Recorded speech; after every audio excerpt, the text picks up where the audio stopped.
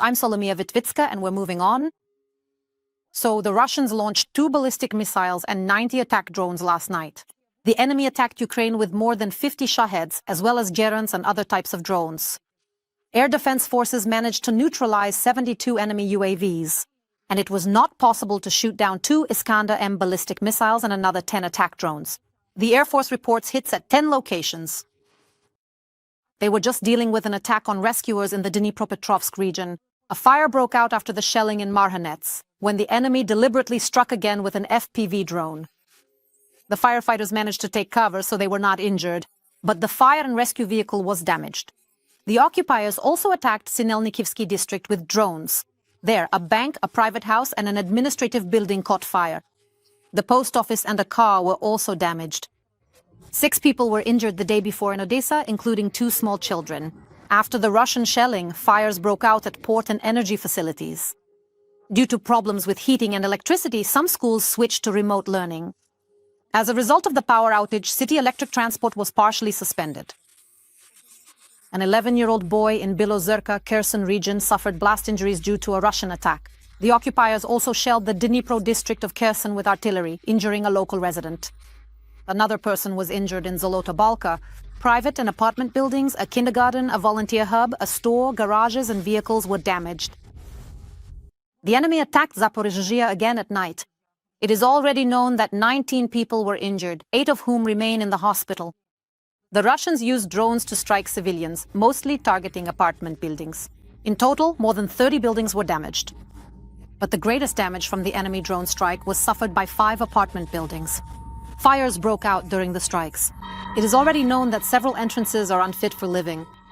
The residents of the apartment that was destroyed by the street during the explosions, they were relocated to shelters and also to the university dormitory in Nivyshin.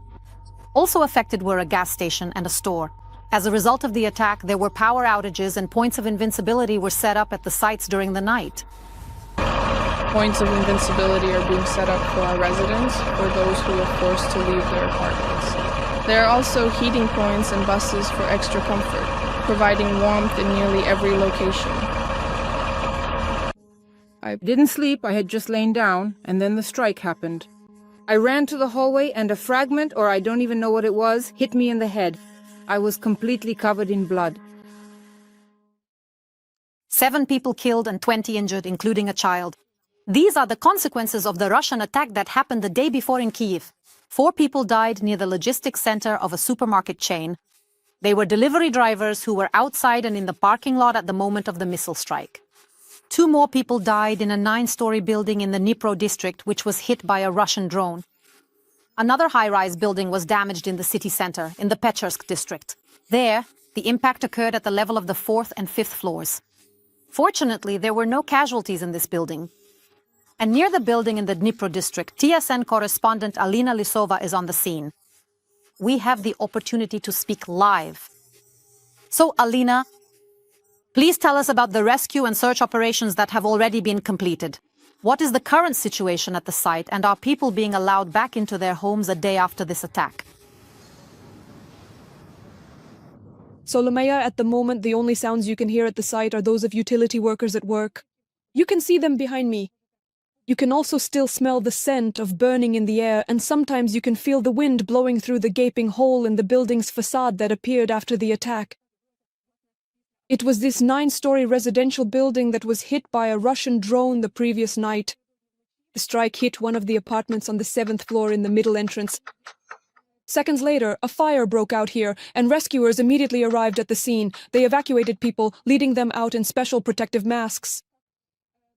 Unfortunately, while the rescuers were working here, they discovered the bodies of 2 deceased individuals.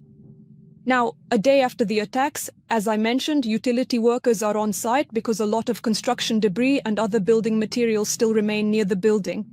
Also, the middle entrance, which is the most damaged, is still closed off. People are not allowed inside, and the utility workers are only working from the courtyard. They are not allowed in either. Right now, they are boarding up the windows and balconies, in other words, carrying out high-altitude work. But in the 1st and 3rd entrances of this building, which suffered less damage, people are allowed in and residents are living there. Let's hear from them. All the glass was shattered. Everyone is in shock. So, Did you spend the night at home? No, we stayed with friends. How can you spend the night if there are no windows? There are no windows anywhere, and the entrance doors were broken down. We have one room facing this side, so we closed the door. There were windows and a heater. There was electricity, a heater, and we slept. My parents live in this building. They were actually lucky under these circumstances, considering what happened on the upper floors where the windows were blown out. Yesterday they cleaned up, yesterday they boarded up the windows. So overall, today we already have to deal with the consequences in a more long-term perspective. In fact, the search and rescue operations here were completed by the state emergency service workers the previous evening, but according to the information, they are supposed to come back to this site today as well to install supports in the damaged apartments, specifically where the interfloor ceilings have been destroyed. And only after that, it is likely that workers from the municipal services will be allowed to enter the premises. We also know that representatives of the local administration are expected to come here during the day. They will also assess the consequences of what has happened here and draw conclusions about whether and how it is even possible to use the intact part of the damaged entrance. And most likely only after that people will be allowed into the building, so that they can collect any belongings that have survived. Solomia? Thank you, Alina, for the details. TSN correspondent Alina Lisova was live with us just now. And she just reported on the situation a day after the strike on the apartment building in the Dnipro district of Kyiv. The United Kingdom is ready, together with the European Union, to finance Ukraine using frozen Russian assets. British Prime Minister Keir Starmer stated this during an online meeting of the Coalition of the Willing. According to him, EU leaders will consider this issue over the next few weeks. And London is ready to enter negotiations on providing financial support to Kyiv. In Starmer's opinion, using Russian funds is the best way to show Putin that he should negotiate instead of stalling for time. The head of the British government also announced new aid to our country, air defense missiles. More of them will be delivered and already in the coming weeks. Keir Starmer called on coalition partners to consider what additional support can be provided to Ukraine ahead of the winter. Donald Trump is sending his special representatives, Steve Witkoff and Dan Driscoll, to Moscow and Kyiv, respectively. There has been tremendous progress. Only a few points remain to be agreed upon, wrote the US president on Truth Social. He himself is ready to meet with Zelensky and Putin only when the agreement is fully finalized. Meanwhile, Ukrainian President Volodymyr Zelensky stated that he wants to discuss sensitive issues that were left out during the negotiations in Geneva, face-to-face with Trump. And it has just become known that Steve Witkoff is flying to Moscow again. Bloomberg has published compromising material on him. TSN's own correspondent in the USA, Olha Koshelenko, with the main points known on the topic. On Tuesday, an American delegation led by Dan Driscoll held negotiations with the Russians in the United Arab Emirates. This fact was confirmed by Driscoll's spokesperson, but did not name the participants from the Russian side. According to Axios and the Financial Times, a Ukrainian delegation led by the head of the main intelligence directorate, Kyrylo Budanov, was also present in Abu Dhabi and reportedly communicated with both the Americans and the Russians. They discussed a peace plan. After the Sunday talks in Geneva, it underwent significant changes. Thank you. Donald Trump announced significant progress the previous evening. He also announced that he is once again sending his special envoy Driscoll to Zelensky. The head of the office, Yermak, has already confirmed that the meeting will take place this week, and Witkoff to Putin, most likely next week. I am looking forward to meeting with President Zelensky and President Putin in the near future. But only when the agreement to end this war is final or at its concluding stage. The reasons for Trump's optimism about progress are not entirely clear, since the more the peace plan appeals to Kyiv, the less it suits Moscow. During the negotiations in Geneva, some of the most problematic issues, such as the demand to cede Ukrainian territories, limitations on the size of the Ukrainian armed forces, and the ban on joining NATO, were set aside. The day before, at a meeting of the Coalition of Willing Countries, Volodymyr Zelensky once again reiterated his desire to discuss this with Trump and European leaders.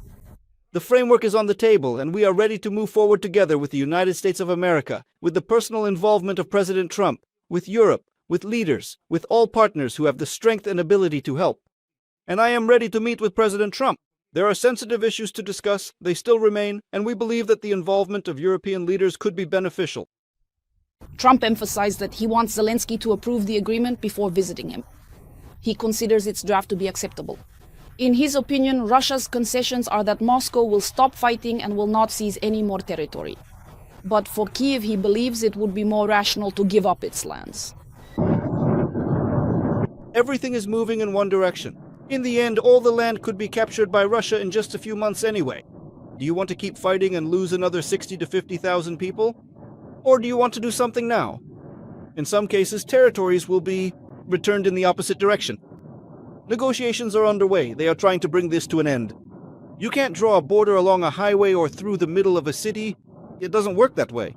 It's a long, complicated process. Immediately after news broke about Witkoff's new trip to Moscow, Bloomberg published compromising material on him. The first transcript of a phone conversation between Putin's clerks Ushakov and Dmitriev reveals that the so-called 28-point plan is purely a Russian creation, which Witkoff was supposed to deliver to the White House, passing it off as his own. The second is a recording of a phone conversation between Witkoff himself and Putin's aide Ushakov. It took place in October, on the eve of Zelensky's visit to Washington, where they hoped to negotiate the supply of Tomahawks. As the recording shows, Witkoff was advising Ushakov to arrange a phone call between Trump and Putin during a period of cooling relations between them and was coaching him on exactly what Putin should say to Trump. He also swore his deepest respect for the Russian dictator. I told the president that the Russian Federation has always wanted a peace agreement. That's my opinion. I told the president that I believe in this.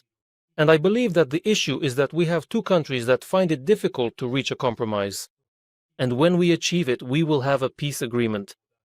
I even think that perhaps we will formulate, as in the case of Gaza, a 20-point peace plan.